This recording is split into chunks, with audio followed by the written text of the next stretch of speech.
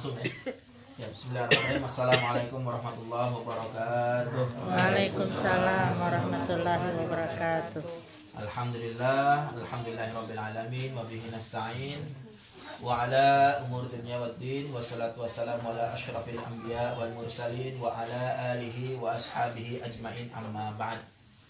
Teman-teman sekalian, ibu-ibu, bapak-bapak, hadirin, anak-anak sekalian, alhamdulillah di kesempatan ini kita bisa berkumpul bersama.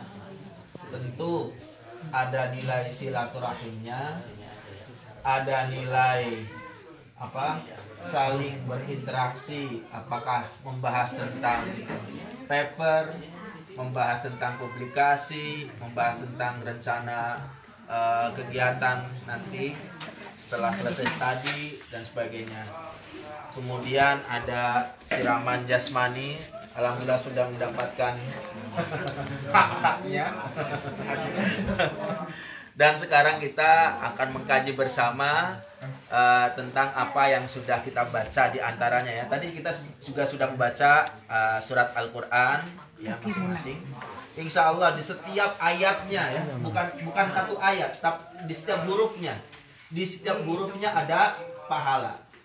Ya. Jadi kalau kita membaca tadi ayat 76 walaupun pendek ya. Bala man aufa bi ahdihi wattaqa fa innallaha yuhibbul muttaqin. Itu kan pendek, tapi ada berapa ayat, ada berapa huruf di situ. Nah, kebaikannya banyak sekali. Jadi hitungannya bukan berapa ayat, tapi berapa huruf. Maka tadi yang membaca ayatnya agak panjang, bersyukurlah. Ekstra. Bersyukur. Berarti memang sudah terpilih untuk mendapatkan pahala yang lebih banyak ya. Dan bagi yang tadi masih agak belum lancar membacanya, itu justru lebih baik. Karena ada kesempatan untuk membaca, dan orang yang tertatih-tatih dalam membaca Al-Qur'an kemudian berusaha untuk memperbaikinya lebih baik lagi. Gitu. Maka di sini adalah kesempatan bagaimana agar kita terus meningkatkan semangat kita untuk sama-sama membaca kitab kita Al-Qur'an, memahami, dan yang paling penting adalah mengamalkan. Jadi kita tidak hanya sekedar membaca, tidak hanya sekedar memahami, tapi kemudian mengamalkannya. Karena ini adalah tantangan yang paling besar. Tantangan yang paling besar. Coba kalau seandainya orang-orang yang terlihat menggunakan atribut Islam, misalnya jilbab, atau pakai peci, atau pakai sarung, atau terlihat kalau dari Timur Tengah menggunakan jubah misalnya, tapi ternyata tidak mengamalkan apa yang ada di dalam Al-Qur'an, itu menjadi catatan buruk bagi orang-orang yang belum menerima Islam. Dia akan melihat sebagai Muslim begini ya. Oh, ternyata Muslim itu perilakunya misalnya tidak sesuai dengan etika keumuman misalnya, atau dengan hukum-hukum yang berlaku di suatu negara misalnya. Nah, jadi sebetulnya kita ini di sini sedang menjadi duta Islam. Apa itu duta Islam? Kita mendakwahkan kepada khalayak Eropa di sini dengan perilaku kita. Jadi kalau kita mengamalkan Al-Qur'an, maka kita sedang berdakwah bilhar. Kita berdakwah langsung dengan perilaku kita. Misalnya kita berperilaku baik, mentaati peraturan, membantu sesama, kemudian tidak membuat onar, tidak membuat masalah, kemudian ringan tangan, bekerja sama dan sebagainya, maka orang akan melihat bahwa ternyata Muslim ini baik sekali. Dan ini akan menjadi semangat bagi orang-orang yang tadinya belum menerima Islam atau belum tahu tentang Islam untuk mempelajari lebih lagi tentang apa itu Islam. Di ayat yang kita baca tadi, misalnya ayat 76, bala man aufa bi'ahdihi wattaqa fa innallaha yuhibbul muttaqin. Dan man aufa, dan orang-orang yang aufa bi ahdihi, menepati janjinya, ya. Wattaqa, dan bertakwa, fa innallaha yuhibbul muttaqin, maka sesungguhnya Allah menyukai orang-orang yang bertakwa. Jadi ayat ini memerintahkan kita untuk aufa bi ahdi, memenuhi janji. Nah, kalau kita sudah punya appointment dengan sahabat kita, dengan kolega kita di sini, ya, maka sebisa mungkin kita penuhi appointment itu, janji. Kenapa? Karena itu perintah Al-Quran. Jadi jangan mudah mengingkarinya atau kemudian menyepelekan gitu. Itu akan menjadi catatan buruk. Oh, ternyata dia suka mengingkari janji. Akhirnya Islam yang tadinya baik mahjubun bil muslimin. Nah, ini kelemahannya. Al-Islam itu sebetulnya ya'lu. Islam itu sebenarnya tinggi, wala yu'la alaih, dan tidak akan pernah tidak ada yang bisa mengalahkannya. Tapi ternyata kalahnya oleh apa? Oleh orang muslim itu sendiri. Mahjubun bil muslimin. Jadi Islam itu ternyata tertutup oleh siapa? Oleh perilaku orang Islam itu sendiri yang tidak mengamalkan secara benar ajaran-ajaran Islamnya. Ini salah satu yang diperintahkan di sini, aufu bi ahdi, menepati janji. Jadi kalau kita sudah berjanji kepada siapapun, tidak hanya kepada orang Islam, kepada orang yang belum Islam pun, kita tidak usah sebutkan non-Islam, ya, non-Muslim, karena siapa tahu nanti dia mendapatkan hidayah, ya. Jadi yang belum Muslim pun kita harus perlakukan dengan baik kepada siapapun. Jadi kita tidak boleh pilih-pilih berbuat baik kepada siapa saja. Kepada saudara Muslim kita berbuat baik, kepada saudara yang belum Muslim pun kita juga harus berbuat baik, kepada siapapun. Jangan pilih-pilih untuk berbuat baik. Karena selain memang perintahnya demikian, kita juga tidak usah meminta bahwa orang yang kita baiki itu untuk membalas kebaikan kita. Karena boleh jadi yang akan membalas kebaikan kita nanti adalah orang lain, atau kondisi atau situasi yang berbeda. Jadi sering kita mungkin menerima kebaikan, tiba-tiba orang berbuat baik banget sama kita, membantu kita. Itu sebetulnya karena balasan yang mungkin kita lakukan, kebaikan yang kita lakukan pada orang yang lain, bukan pada orang yang sedang berbuat baik kepada kita. Jadi kita sebanyak mungkin menebar kebaikan, ya, supaya tebaran kebaikan kita itu nanti akan kembali kepada kita. Tidak harus dari orang yang kita baiki itu. Ada sebuah cerita yang menarik tentang anak kecil yang sedang berjalan dengan ayahnya di suatu tempat yang bergema. Anak kecil itu karena riangnya berjalan, dia tidak berhati-hati sehingga dia terpeleset jatuh. Ketika terpeleset, maka dia berteriak. Karena itu tempatnya bergema, maka dari ujung sebelah sana memantul suara teriaknya tadi. Si anak kecil itu kok merasa kayak, saya jatuh, tapi kok ada yang ngata-ngatain nih, nggak sopan nih. Dia sudahlah sakit, merasa ada yang ngata-ngatain. Dia bilang, "Hei, kamu nggak sopan," dengan suara yang marah. Tapi karena itu tempat yang bergema, maka amarahnya itu kembali lagi. Dari ujung sana memantul suaranya, "Hei, kamu nggak sopan." Si anak makin marah, "Hei, saya ini sakit tahu." Kembali lagi suara itu memantul, "Hei, saya ini sakit tahu."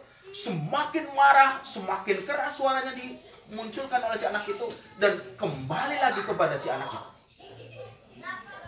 Melihat itu, ayahnya diam saja. Si anak marah ke ayahnya, Ayah ini gimana sih? Bantu saya dong. Saya kan lagi sakit, jatuh. Dikata-katain sama orang itu." Ayahnya kan tahu, itu bukan orang lain yang menertawakan, tapi itu adalah suara gema. Maka si ayah kemudian berkata kepada anaknya, "Nak, tenang dulu, nak." "Ayah gimana sih? Orang lagi sakit diketawain, dibilang suruh tenang. Ayah payah nih, nggak membantu anaknya. Tenang dulu, nak, tenang. Sabar. Si anak berusaha lebih sabar. Sekarang katakan kepada orang itu, "Kamu baik." "Ayah, ini aneh, orang ngata-ngatain dibilang baik." "Udah, ikuti aja." Si anak sepertinya tidak ikhlas, tapi karena dia mau mematuhi perintah ayahnya, kemudian dia berkata, "Kamu baik," dengan suara yang tidak ikhlas dan rendah, lemah suaranya. Ayahnya bilang, "Yang kenceng kayak kamu tadi teriak." "Kamu baik!" Si anak langsung teriak seperti itu. Tiba-tiba dari ujung sebelah sana muncul lagi suara yang sama, "Kamu baik!" Si anak yang tadi mukanya merah berubah. Sekarang bilang, "Kamu hebat! Kamu hebat!" Dari ujung sebelah sana memantul kembali, "Kamu hebat." Nah, akhirnya si anak merasa lebih tenang sekarang. Sekarang saya malah dipuji. Kemudian ayahnya berkata, "Nak, inilah hidup. Apa yang kamu tebar, maka itulah yang akan kamu tuai. Kalau kamu menebar keburukan, kalau kamu menebar kata-kata yang negatif, maka itu juga yang akan kembali kepada dirimu. Tapi kalau kamu menebar kebaikan, kalimat-kalimat positif, menebarkan manfaat, maka manfaat itu, kebaikan itu yang juga akan kamu terima. Jadi semuanya akan kembali, baik itu di dunia, apalagi nanti di akhirat. Jadi kembali kepada kebaikan, kembali kepada perintah dalam surat ini tadi ya. Kita diperintahkan untuk menepati janji. Ya. Jadi kalau kita sudah membuat janji atau memberikan iming-iming, apakah kepada pasangan kita, bukan iming-iming ya, maksudnya janji ingin memberikan sesuatu atau kepada anak kita, ya lakukanlah itu.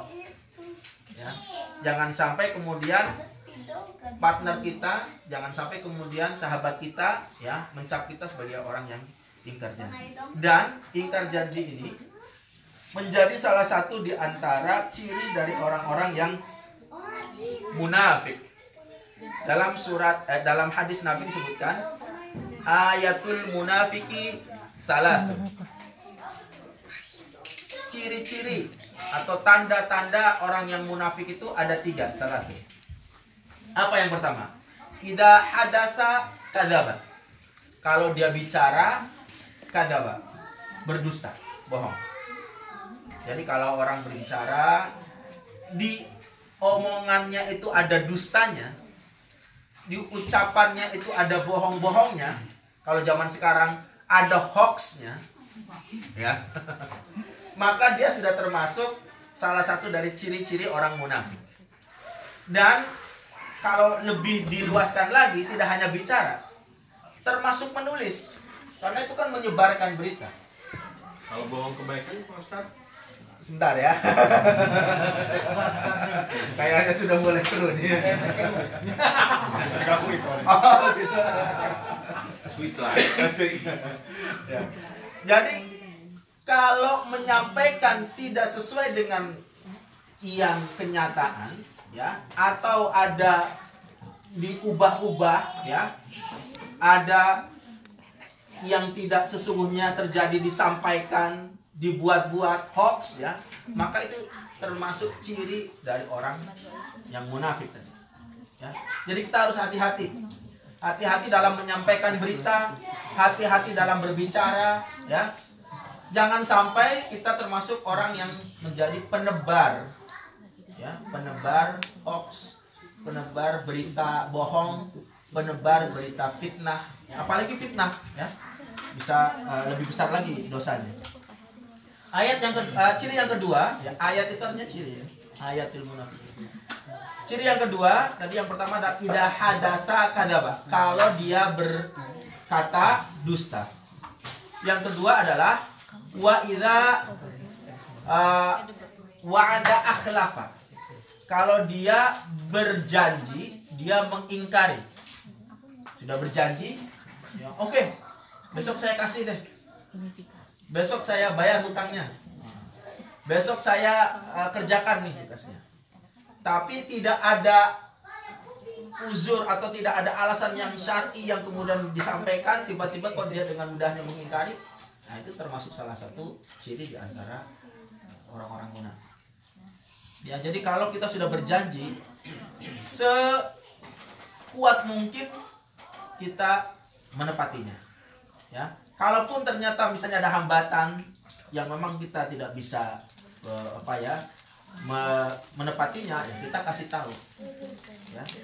Dan karena pentingnya janji ini, sehingga kemudian juga dituliskan dalam Al-Quran, tidak hanya di ayat ini ya, di beberapa ayat lain kita juga akan temukan. Di hadis Nabi pun kemudian dikuatkan, al-wa'du dainun. Janji itu adalah hutang. Jadi kalau kita berjanji itu sebetulnya kita sedang berhutang. Kalau orang berhutang itu kan berarti harus membayar hutangnya. Jadi kalau kita berjanji, maka kita harus membayarnya. Ya. Dan yang ketiga, ayat yang ketiga atau ciri yang ketiga adalah wa idza tumina khana. Dan apabila dia dipercaya, khana, dia berkhianat. Jadi orang-orang yang mendapatkan kepercayaan dari kita, kemudian dia mengkhianati, itu adalah salah satu dari ciri orang munafik. Siapa yang mendapatkan kepercayaan atau mendapatkan amanah dari kita? Ya, di antaranya para pemimpin-pemimpin kita. Nanti sebentar lagi kita akan menghadapi pemilu nih. Ya, pileg dan pilpres langsung bersamaan. Pemilihan legislatif dan pemilihan presiden bersamaan. Mereka itu akan mendapatkan amanah, uktumina, akan mendapatkan kepercayaan, dan mereka kan kampanye untuk mendapatkan simpati dari kita, sehingga kemudian kita mau untuk memilihnya, untuk memberikan amanatnya kepada mereka. Nah, mereka tentu saat kampanye ada janjinya, ada program-program yang dia akan lakukan kalau terpilih dan sebagainya. Nah, kalau seandainya mereka kemudian nanti terpilih tapi mengingkari, ya, tidak menjalankan, ya, berkhianat terhadap rakyatnya, terhadap orang-orang yang memilihnya, maka dia termasuk di antara orang-orang yang tadi berkhianat atau orang-orang yang tadi munafik tadi, ya, ciri-ciri dari orang. Oke, tadi jadi 3 ciri orang munafik. Idza hadatsa kadzaba, kalau dia berkata itu dusta. Wa idza wa'ada akhlafa, kalau dia itu berjanji mengingkari. Wa idza tumina khana, dan kalau dia dipercaya dia mengingkari. Pertanyaan dari Bro Sidi. Bagaimana kalau berbohong untuk kebaikan? Gimana menurut teman-teman? Berbohong untuk kebaikan. Kebaikan siapa? Kebaikan siapa? Kebaikan istri. Kalau kebaikan buat istri gak apa-apa lah. Marahin sama istri mah. Asal jangan pakai lah. Saya tahu pertanyaan Mas Sisi Mas. Oh, ke arah sana ya. Marahin nggak di sini kan? Mumpung istri. Tapi live loh. Oh,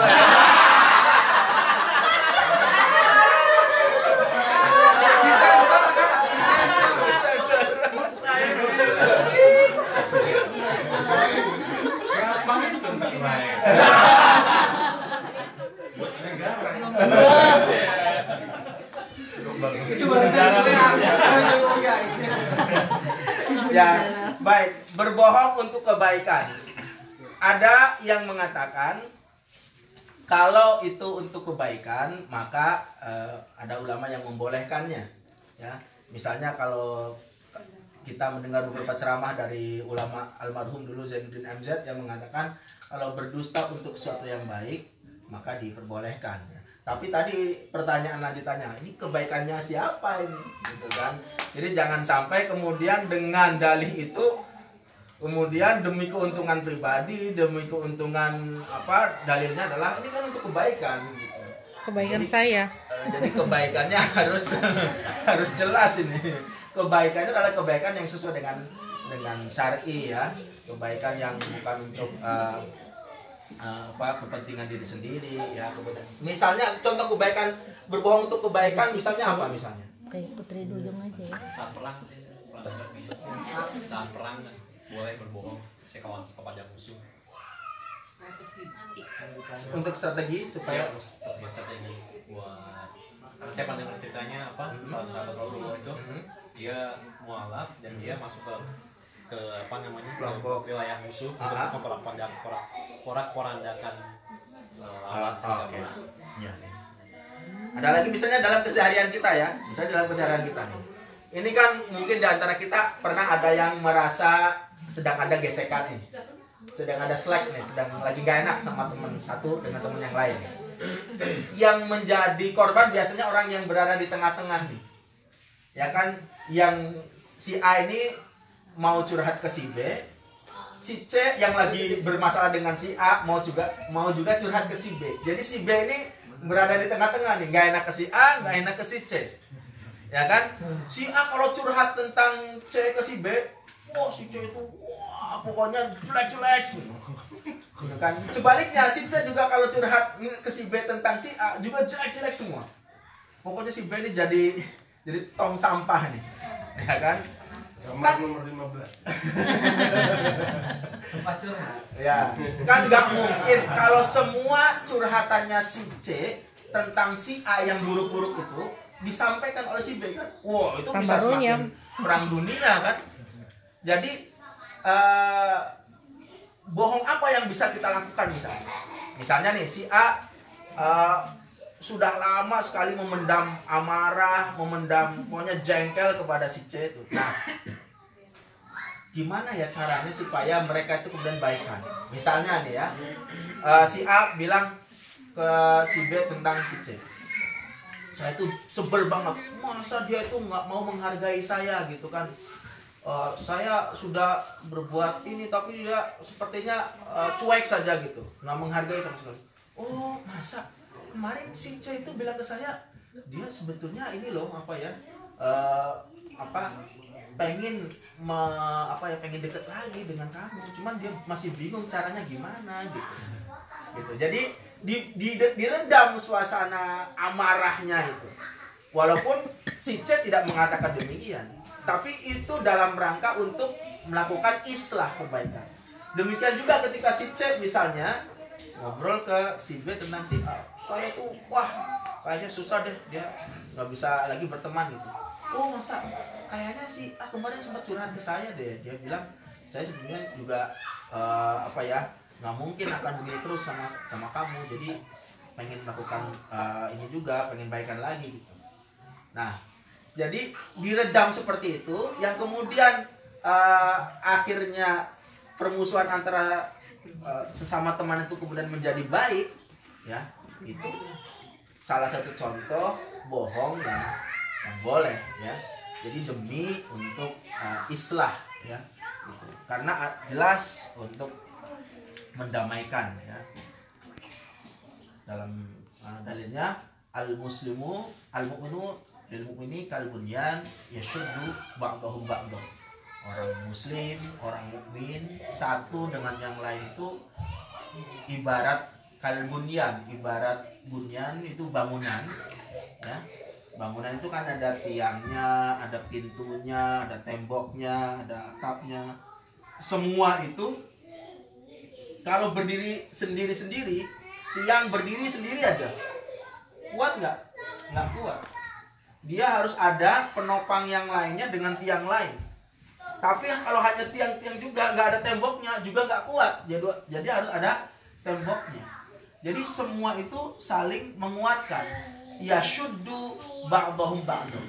Jadi orang muslim, orang mukmin antara satu dengan yang lain itu seperti bangunan yang satu sama lainnya saling menguatkan. Jadi harus ada ukhuwah di antaranya. Kalau ada sedikit misalnya perselisihan karena mungkin salah omong, salah ucap, salah pemahaman, itu namanya wajar. Nah, manusia itu pasti ada kayak gitu, salah ucap, salah ngomong, salah pemahaman. Tapi ya harus segera ditemukan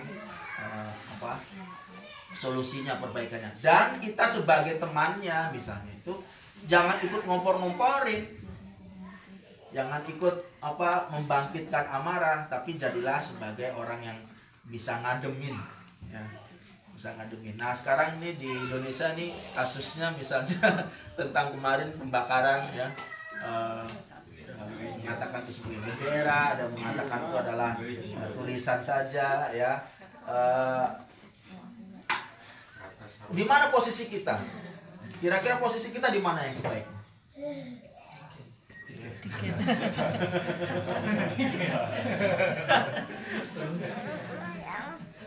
Yang pasti kan kita punya pilihan, ya, mau memposisikan diri di kutub yang marah atau yang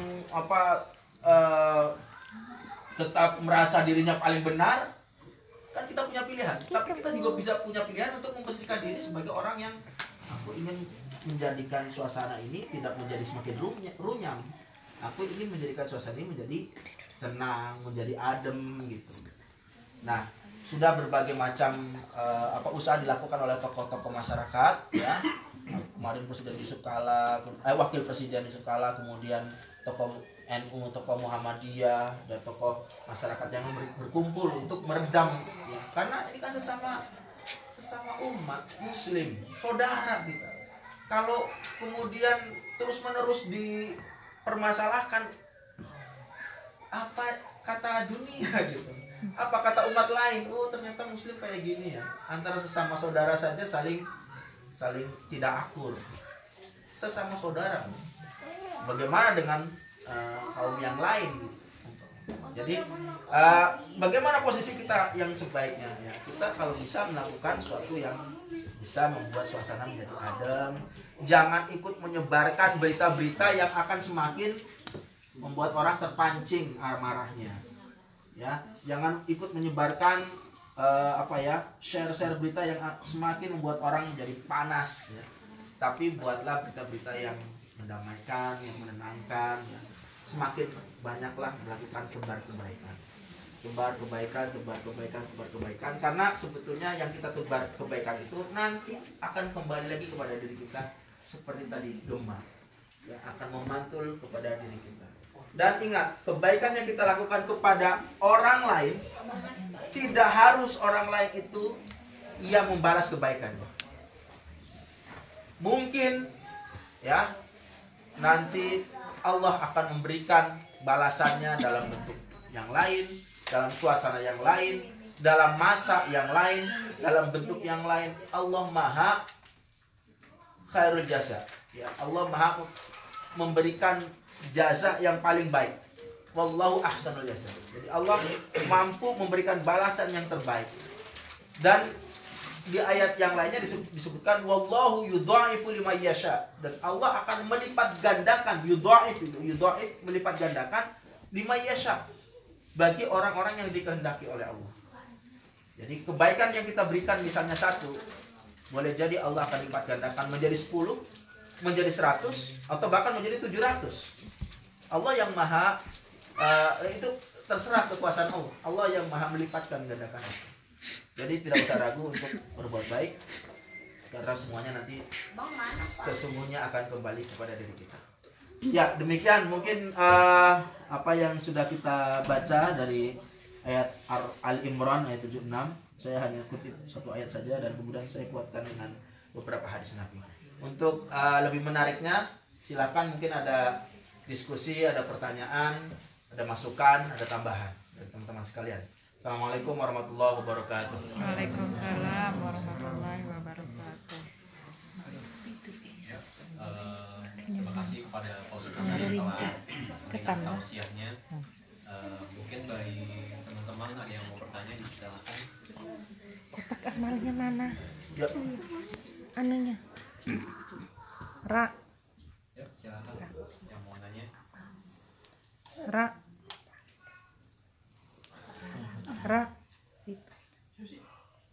Nah, gitu Bu. Meminta kotak amal. kotak-kotak aja biar kita isi lah. Tidak ada niat jadi orang lupa. Thank you.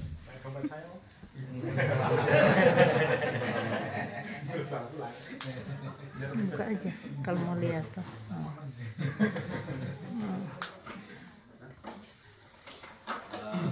Bisa ini kok, bisa Ya. salah ya. Silakan.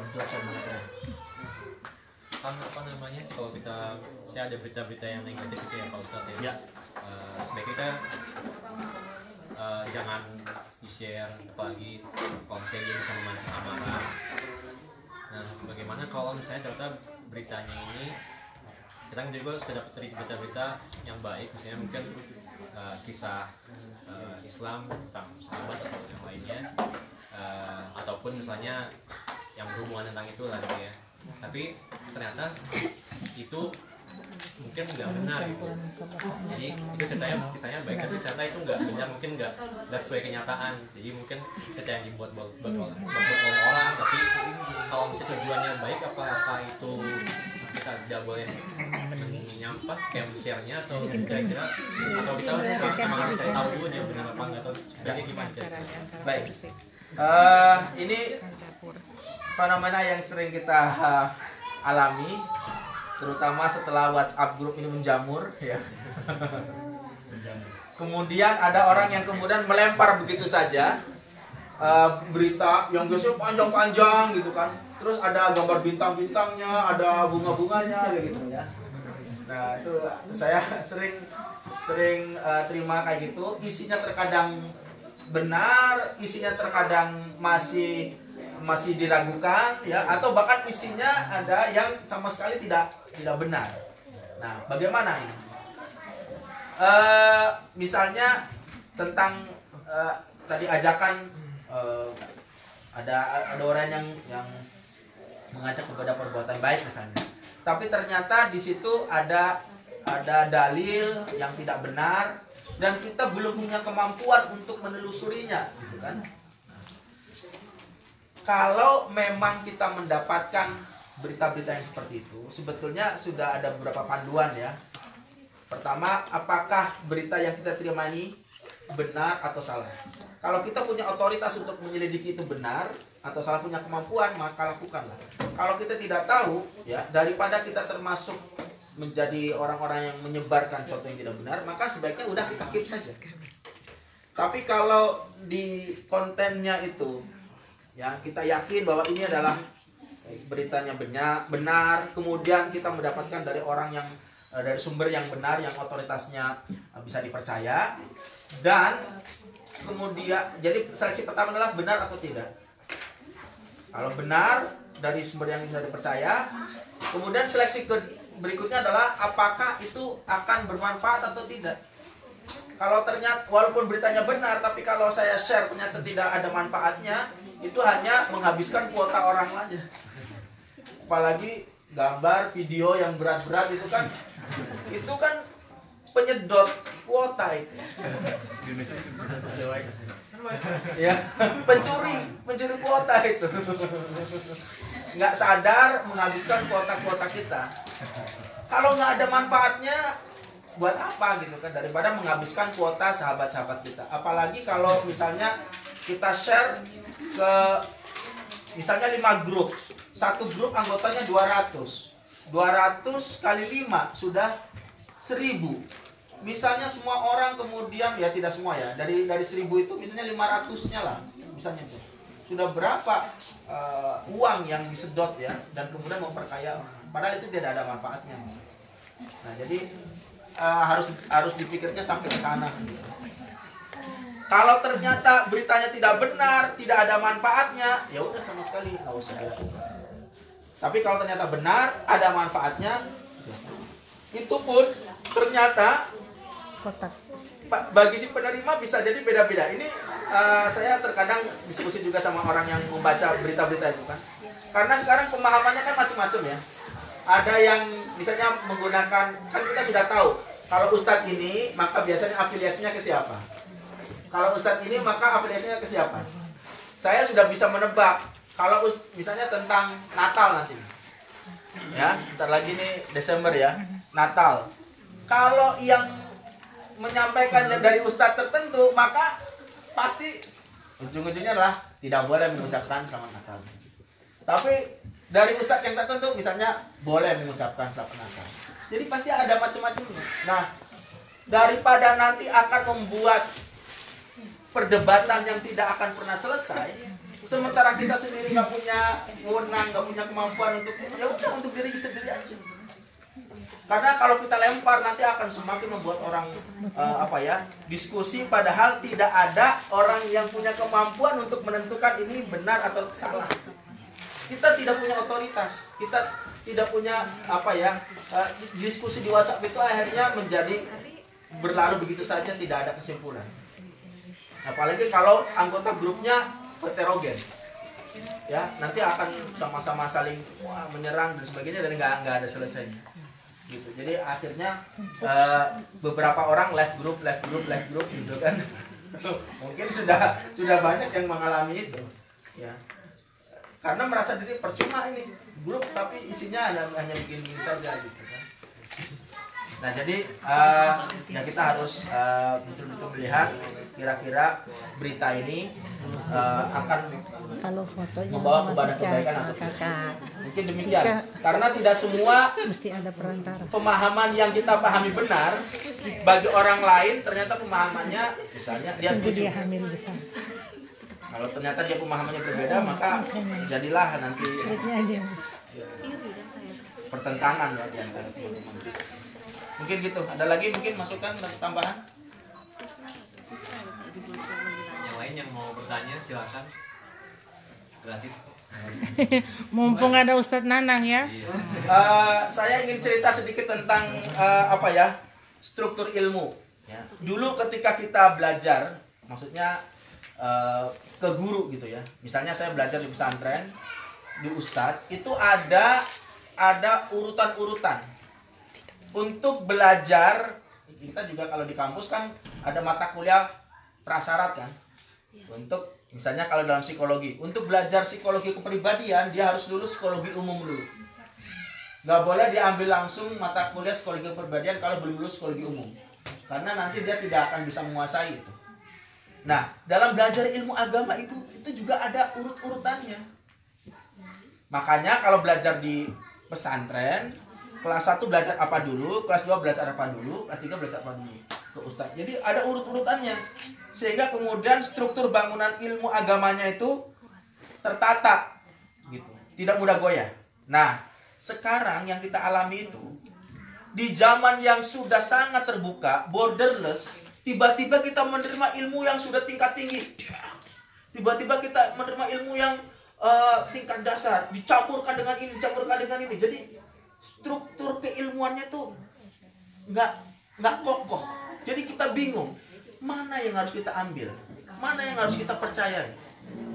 Tiba-tiba ada muncul dari mazhab Syafi'i, muncul dari mazhab Hambali, tiba-tiba muncul dari, padahal masing-masing mazhab beda-beda. Kemudian satu menyalahkan mazhab yang lain, Ya, satu betul. merasa paling benar.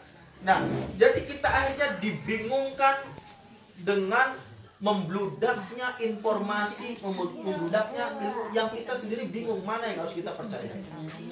Apalagi kemudian ada orang-orang yang merasa dirinya paling benar. Itu yang benar, itu salah. Ayo kita harus hijrah, ayo kita harus ini. Jadi sampai kayak gitu. Nah, itu akhirnya membuat diskusinya jadi tidak lagi sesuai dengan etika dalam belajar. Nah, ketika kita misalnya di pesantren saya dulu belajar fikih itu dari mulai yang biasa sederhana kitabnya ya, itu sampai ke kitab yang tingkat tinggi. Ada level-levelnya, takrib dulu ya, kemudian nanti kepada kitab yang lebih besar lagi, kepada yang lebih besar lagi gitu. Jadi ada urut-urutannya, sehingga kemudian kita tahu, oh kenapa orang ada yang takbirnya begini, kenapa ada orang yang takbirnya begini, kenapa ada yang takbir tapi tangannya begini, ya, kenapa ada yang tasyahudnya begini, tasyahudnya begini, tasawufnya begini. Kenapa? Semuanya ada dalilnya dan masing-masing dipersilahkan. Ini ada perdebatan sederhana antara seorang murid dengan guru yang sama-sama saling menghargai keilmuan dan pendapatnya. Jadi Imam Malik, gurunya Imam Syafi'i ya, itu dia berpendapat begini, bahwa Allah yang menentukan rizki. Jadi kalau Allah sudah menentukan bahwa saya akan mendapatkan rezeki, maka walaupun saya nggak berusaha, maka saya pasti akan dapat. Itu pendapat Imam Malik. Pendapat Imam Syafi'i sebaliknya. Enggak, kalau menurut saya kita yang harus berusaha supaya mendapatkan rezeki. Mana mungkin Allah akan kasih kalau kita tidak ada usahanya. Oke? Kamu ada dalilnya, ada ayatnya, saya juga ada ayatnya. Tapi yang saya yakini itu. Baik kalau gitu. Nah, Imam Syafi'i kemudian keluar sebentar. Tiba-tiba dia melihat ada orang yang sedang memanen anggur. Nah, karena Imam Syafi'i melihat orang yang sedang memanen anggur itu sendirian, maka dia berinisiatif untuk membantunya. Pak, saya boleh nggak bantu ikut memanen? Oh ya, silakan, bantuin. Nah, setelah dia bantuin, kan si pemilik kebun itu ngasih, nih buat kamu. Akhirnya Imam Syafi'i merasa, ini dia nih, aku punya dalil dan punya bukti. Dalilnya kan ada dalam Al-Quran. La illa wus'aha, kan ada sakyun. Datang dengan membawa anggur kepada gurunya Imam Malik. Assalamualaikum. Waalaikumsalam. Kenapa, Pak Guru? Nih, saya ingin membuktikan statement saya tadi, bahwa yang berusaha akan mendapatkan nikmat dari Allah, akan mendapatkan karunia. Saya tadi berusaha, saya tadi ikut membantu memanen anggur. Akhirnya alhamdulillah saya dapat. Nih anggur. Oh ya, benar juga. Terus apa kata Imam Malik? Oh iya. Terus kamu kesini untuk apa? Ya ini saya ingin membuktikan, dan saya ingin, ini untuk siapa? Untuk Pak kayak ini. Oh iya, saya juga dapat dalil nih. Saya nggak usah berusaha. Saya meyakini saja bahwa Allah akan memberikan karunia nikmat. Dan saya tadi pengen sekali anggur. Sekarang datang sekali anggur nih. Jadi dua-duanya benar. Karena dua-duanya ada dalilnya. Nah, sekarang kita akan temui dalil-dalil itu, baik itu hadis maupun Al-Quran, yang mungkin dalam keterbatasan pikiran kita seakan-akan bertentangan. Kayak tadi kan, yang satu mengatakan bahwa kalau kita ingin mendapatkan nikmat, mendapatkan rizki, kita harus berusaha. Itu kan yang Qadariyah. Yang Jabariyah, kalau Allah tidak menentukan, walaupun kita sudah berusaha walaupun kita ini, kalau Allah belum menentukan, ya tidak akan dapat rezeki. Ini Qadariyah, ini Jabariyah. Kan dua dalil ini kan ada dua-duanya. Dan dua-duanya pasti benar. Tapi ada orang yang terlalu kaku, ekstrim. Dia merasa harus Qadariyah. Satu lagi ekstrim, merasa harus Jabariyah. Nah, kalau dua-duanya dipertentangkan, ya akan terus menjadi pertentangan. Tapi kalau kita, oh iya, masing-masing ada dalilnya, nanti akan ketemu. Jadi itulah. Maka di zaman yang sekarang sudah sangat terbuka, informasi kita bisa terima dari mana saja. Kita mau tahu tentang apa bisa googling, tapi kita nggak tahu dari informasi yang ada di Google itu mana yang paling benar, mana yang masih kita percaya, kita nggak tahu. Maka kita harus hati-hati. Jangan langsung begitu saja menerima atau mempercayai, harus di cross check kepada guru, harus di cross check kepada orang yang kita merasa dia lebih tahu. Maka itulah pentingnya guru. Pentingnya guru ya, supaya kita terbimbing ya. Jangan sampai menyasar gitu ya. Jangan sampai tersasar. Demikian.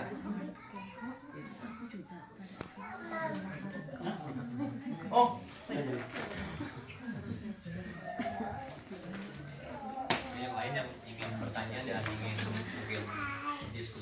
atau ada ingin berpendapat juga silahkan dibuka diskusinya.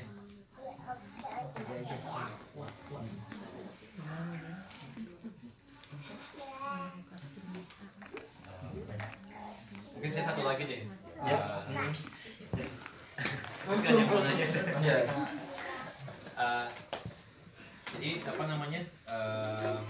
Kadang-kadang dengan zaman sekarang yang banyak informasi dan lain-lain itu, terutama banyak yang informasikan sesuatu yang mungkin bisa memacu amarah kita sebagai umat Islam gitu ya.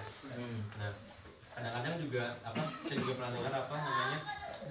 Kita sebagai umat Islam juga harus punya apa istilahnya ya, giroh ya, kalau misalnya kita melihat sesuatu yang memang itu nggak baik ataupun ini saya benar-benar mengejek-ejek kita misalnya seperti itu. Nah, kapan saatnya kita tuh mengeluarkan itu gitu maksudnya apakah kita harus oh iya sabar apa segala macam, tapi mungkin ada saatnya juga kita harus bilang pokoknya itu tidak baik dan mungkin seperti itu. Nah, kapan saatnya itu kita bisa keluarkan? Mungkin ada teman yang mau menjawab. Kalau sudah jam 4, parkirnya kita sampai jam 4:30. Ya, kasus yang kemarin saja ya, yang sederhana ya, bukan sederhana sih, maksudnya yang baru terjadi ya, pembakaran. Ada yang mengatakan itu bendera HTI, ada yang mengatakan itu bendera Tauhid. Ya. Kapan kita harus marah? Ya. Kapan kita harus bersikap misalnya biasa? Kapan kita harus bersikap dan bagaimana sikap kita? Nah, saya melihat oknum yang membakar secara demonstratif, ya, saya melihat oknum yang membakar bendera itu secara demonstratif, divideokan, itu menurut saya memang berlebihan. Ya, kalau memang mau mengamankan, ya diamankan saja, tidak harus divideokan, ya, tidak harus didemonstrasikan kayak gitu. Tapi itu kan sudah terjadi, dan itu adalah saudara kita. Ya kan? Jadi kita juga tidak harus berperilaku yang berlebihan juga sampai meminta misalnya dibubarkan, sampai meminta, itu kan berlebihan juga. Jadi ketika orangnya sudah merasa mengakui kesalahannya, sudah meminta maaf, maka ya kita sebaiknya bersikap yang sewajarnya saja, cukup gitu sampai di sini aja. Tidak usah sampai kemudian dibawa terus menerus sampai nggak ada ujungnya ya, demo terus menerus, karena itu sudah ada permintaan maaf, menyadari kesalahannya, gitu kan? Dan kemudian pemerintah juga sudah berusaha untuk meredam itu. Jadi batasannya apa? Batasannya adalah ketika itu sudah misalnya terlalu ekstrim, sudah melebihi lah dari misalnya kayak Nabi Muhammad misalnya di negara lain misalnya bikin karikatur lah gitu. Itu kan jelas gitu, karena kita boleh mengekspresikan ketidaksetujuan kita gitu. Itu kita juga berhak untuk menyampaikan ekspresi ketidaksetujuan itu. Tapi kalau yang sifatnya kayak tadi kemudian sudah diakui, orangnya sudah mengakui gitu kan, ya sudah, kita sebagai muslim juga ada perintah untuk saling memaafkan. Wal yafu wal yasfahu. Iya. Mungkin itu. Kita bilang Arif kenapa?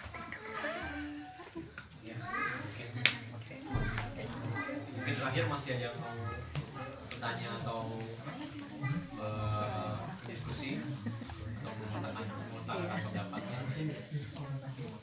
Kalau tidak, mungkin kita cukupkan untuk siang hari ini.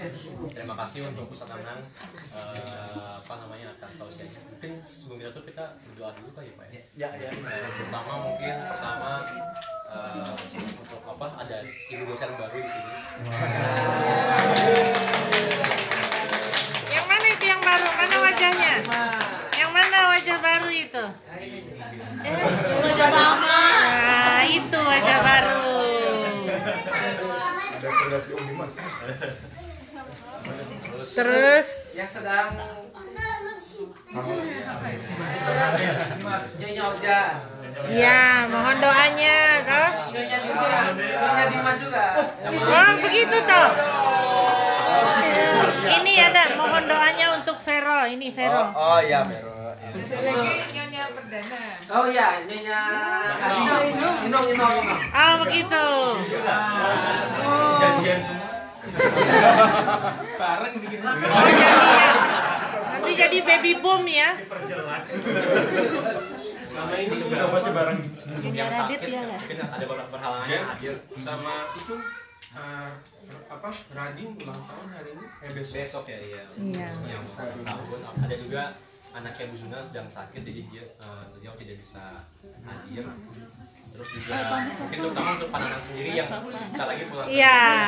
Semoga lancar perjalanannya dan untuk di postdocnya semoga bisa terus menerus dan mudah-mudahan terbaik lagi. Bisa bolak-balik ke sini ya.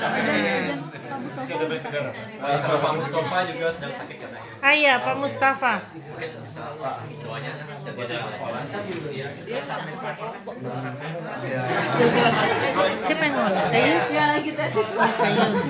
Ya baik teman-teman sekalian, untuk sahabat-sahabat, saudara-saudara kita yang sedang diberikan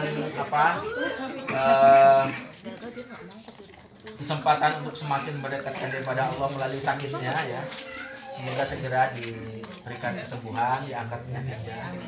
Waan juga lagi sakit batuk seharian dari semalam juga segera sembuh ya.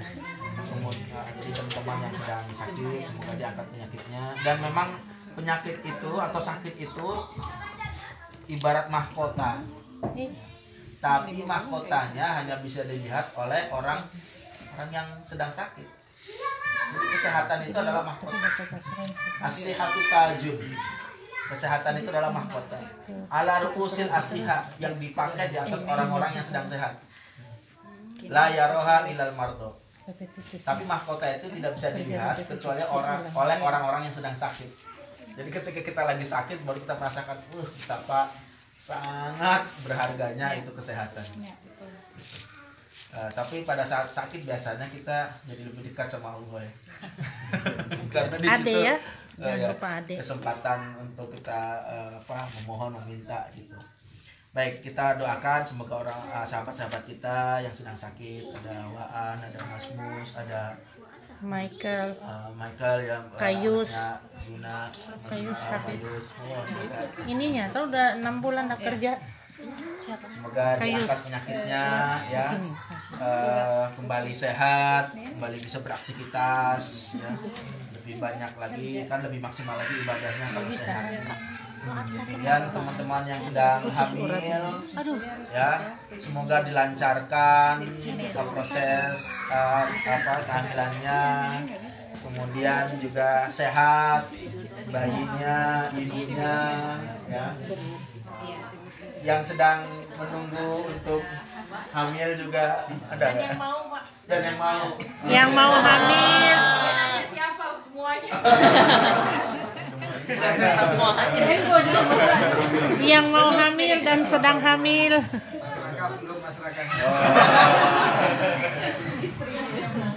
Cari dulu calonnya. yang lagi mencari ya. Sebetulnya tidak mencari. Tidak mencari, tinggal milih gitu.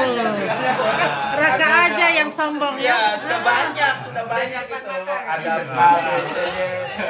mana gitu, tinggal menentukan aja sih. Mungkin bisa disimulasi lah pakai godaan. Aduh. Bisa dites secara statistik mana yang signifikan gitu kan. Ini ya gitu.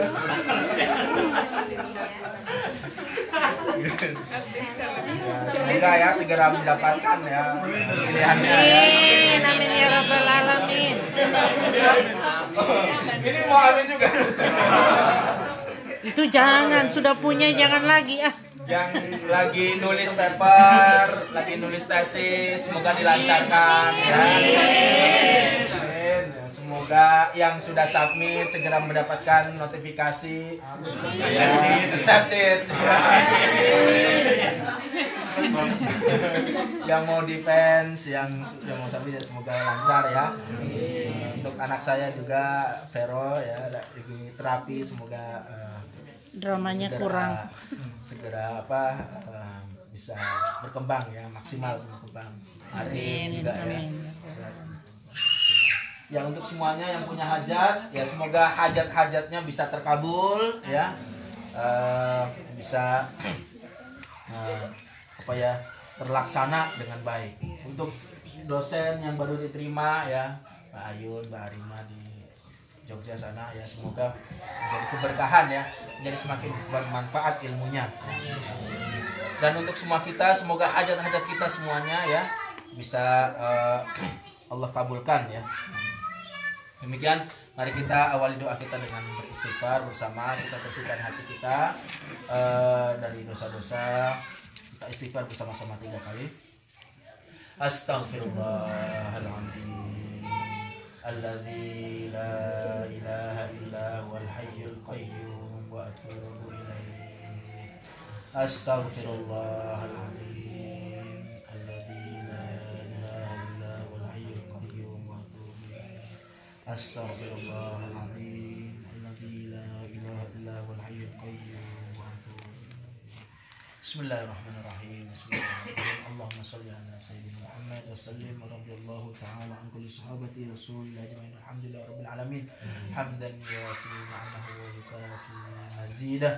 Ya Rabbana wa lakal hamdu kama yanbaghi li jalali wajhikal karim wa 'azimi sultanik.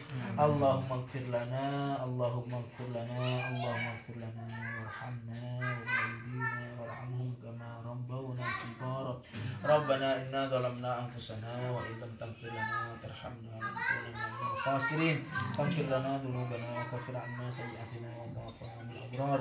Rabbana la tu'akhidna in nasina wa akhtana. Rabbana wa la tahmil 'alaina isran kama hamaltahu 'alal ladzina min qablina. Rabbana wa la tuhammilna ma la taqata lana bih wa'fu 'anna waghfir lana warhamna anta maulana fansurna 'alal qaumil kafirin. Fansurna 'alal qaumil kafirin. Fansurna 'alal qaumil kafirin. Allahumma sahhil umurana, sahhil umurana, sahhil umurana wa umur walidina wa umur akhwatina wa umur ikhwanina wa umur talamidina wa umur asatidatina wa umur jami'il muslimin wal muslimat wal mu'minin wal mu'minat. Rabbana taqabbal minna wudu'ana wa salatana wa siyamana wa qiyamana wa ruku'ana wa sujudana wa tadarru'ana wa takhassu'ana wa ta'abudana wa tamim taksirana ya Allah ya Rabbil alamin. Rabbana taqabbal minna taubatana, taqabbal minna du'aana, taqabbal minna hajatana, taqabbal minna taubatana, taqabbal minna du'aana, taqabbal minna hajatana ya Allah. Ya Allah, taqabbal minna taubatana, taqabbal minna du'aana, taqabbal minna hajatana ya Allah ya Rabbil alamin. Rabbana atina fid dunya hasanah wa fil akhirati hasanah wa qina adzabannar. Subhanaka rabbika rabbil izzati amma yasifun wa salamun alal mursalin walhamdulillahi rabbil alamin. Al-Fatihah.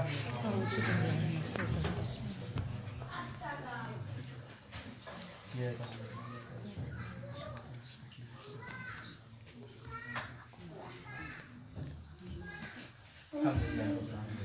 Ya, oh iya, sebelum kita tutup acara pengajiannya, sebenarnya ada satu informasi lagi, pengumuman penting. Jadi KPM Gen insya Allah akan ada ketua baru. Fauzan Al-Hakim. Siapa ketua baru lagi? Fauzan Al-Hakim sekarang ngejar lagi. 2 periode lah, Jan. Iyalah Jan. Iyalah Jan. Besaran nggak usah kampanye. Insya Allah Dipilih secara tetap aklamasi. aktif, cuman biar ada regenerasi ketuanya, biar semakin banyak. Jadi kedepannya juga nanti akan ada lagi ketua KPM yang baru dan juga bisa aktif dalam ketua KPM ini. Mungkin Halo. ya. Jadi ketua KPM yang berikutnya Pak Andi, insya Allah. Pak Andi.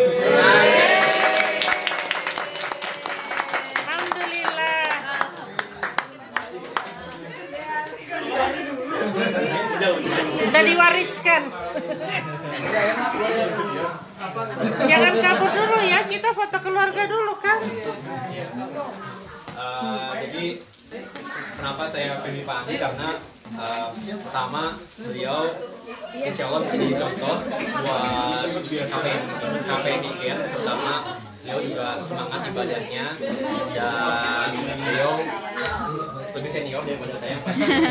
Jadi pertama sekarang anggotanya banyak yang muda-muda, jadi mungkin bisa lebih mengayomi. Dan terutama terhadap yang senior-senior juga bisa merangkul lah. Amin. Aminnya kencang banget. Dan nanti saya juga bersama Pak Andi saya juga akan tentu terus berkontribusi dan bisa tetap komunikasi dengan teman-teman.